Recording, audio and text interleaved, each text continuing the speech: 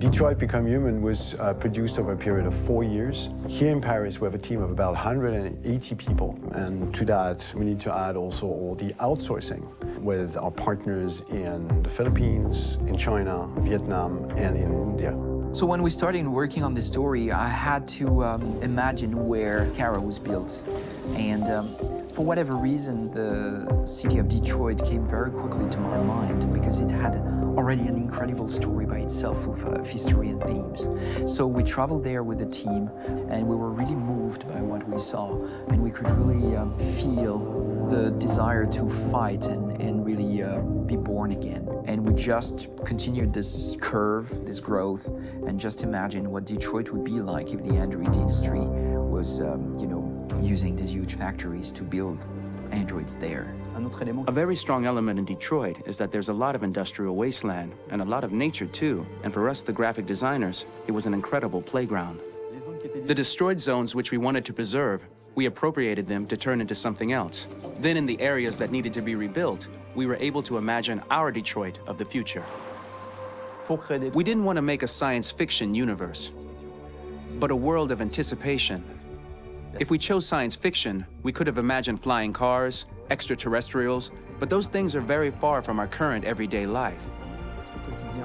Anticipation is more about gleaning from our contemporary reality, the one we know, because Detroit is set in 2038, and 2038 is tomorrow.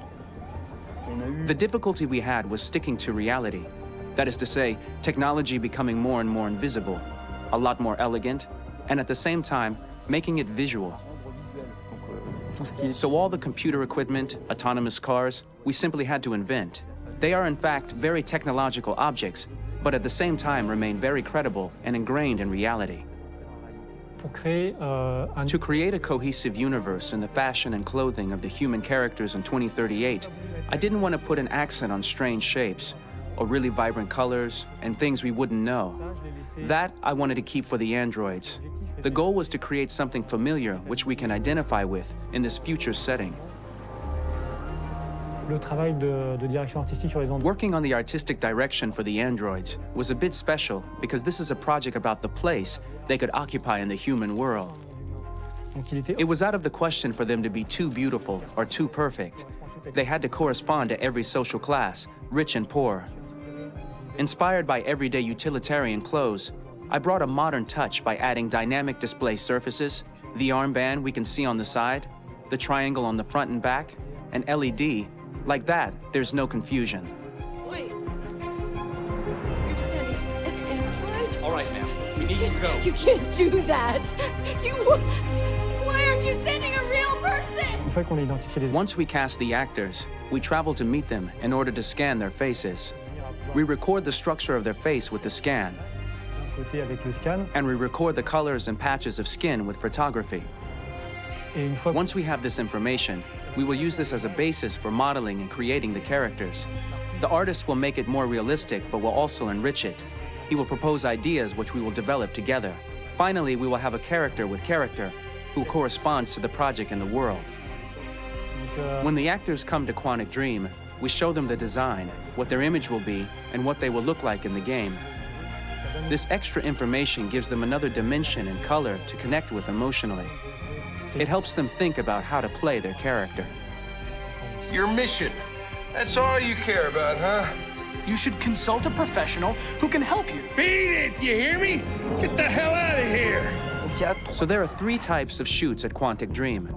Shooting and performance capture, where you capture the whole actor, his voice, his face, and his body. These shoots are obviously done with American actors because the game's original version is in American English. After that, there are the body-only shoots, representing around 250 days of filming, while the performance capture is 100 days of filming. Now, body-only shoots, there are 2 types.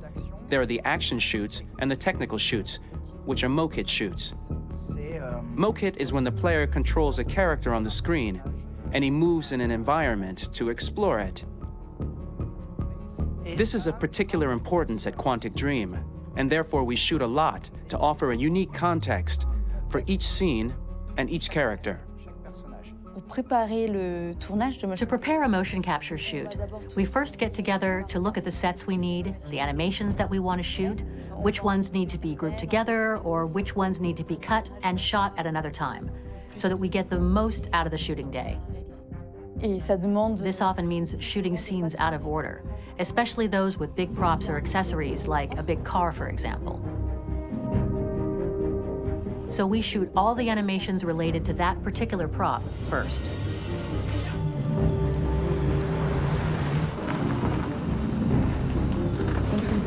The biggest challenge for the mocap team was shooting a Spider-Man mo-kit. We had to build a wall and attach an actor to a harness with cables so we could pull him up and render him climbing.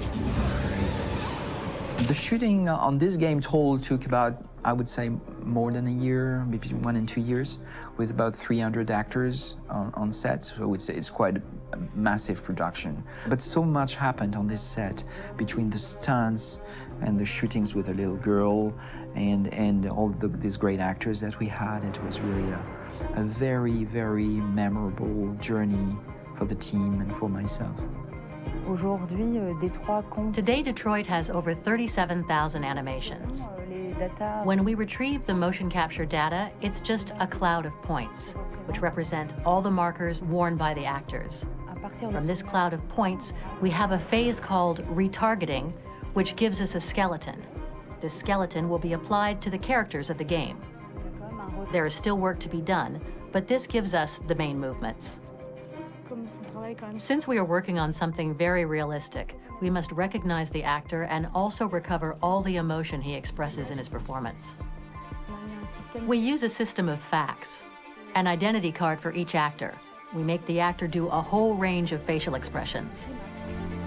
Then we recover all the expressions and paste the animations on a puppet that Jan has prepared. I then recover and refine these poses.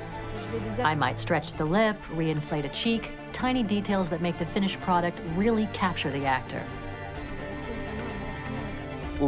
Because of the nature of our mocap system today, when we receive the animations, we're missing eye movements, and so the character has that dead look. He really has no eyes, so then it's a big part of the work for the animators to find the regard of the actor in relation to his position, in relation to the body, etc. It was crazy when I saw the newest model for Kara, because they've been working on it, and this was the first time I literally jumped in my seat. It not only looked so much like me, it was the fact that it looked so lifelike. It wasn't that it looked just like it was a camera, it was something else, you know, but it looked alive. It's exciting, and it's kind of terrifying. Game after game, we learned the rules of optics and filming, and our goal with Detroit Become Human was to have cameras that would actually emulate the optics of a real physical camera. So basically dealing with real-world imperfections was our main task, and just to make cameras look as real as we can. Once the animations are shot and processed by the animation department, integrated and polished, we film them. That is to say, we really do a mise en scène, as in cinema. The real difficulty of our job is to know if these cameras are telling us something. Are they in the emotion of the scene? Do they describe exactly what the action must convey, what must be felt? The most important challenge for me was one of the final scenes where Marcus decides to start the revolution and go to the battlefield. Very quickly, we imagined this to be a huge sequence shot. We wanted the feeling of a cameraman running behind us while showing Marcus, the androids who help him, the person shooting at us, etc. Above all, it was necessary to say to oneself, this scene is very violent but does not glorify war. On the contrary, that war is something improbable and absurd. It was really a fun challenge. The idea was to say we have 3 characters. We would like each of them to have a specific cinematography. We wanted Kara to be much more filmed with some kind of handheld camera, to have something very living, very breathing. For Connor, we wanted something very cold and very perfect. And for Marcus, we wanted something epic and spectacular. So it was about the filming, but it was also about the photography.